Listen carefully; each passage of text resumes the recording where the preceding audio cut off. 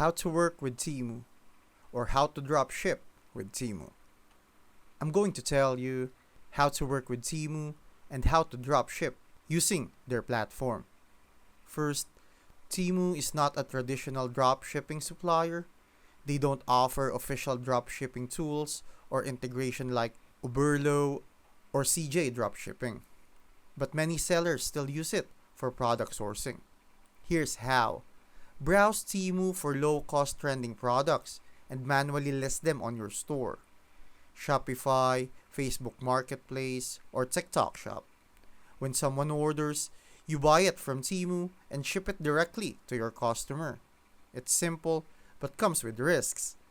Shipping from Temu usually takes 7 to 15 days. So, make sure to set clear expectations. Remove all Temu branding from product images and be prepared to manually fulfill each order. There's no API or automation, so it's more effort. Also, customer service can be a hit or miss. It's a good place to test products cheaply, but not ideal for scaling long term. For faster shipping and real dropshipping support, suppliers like Zendrop or CJ are better.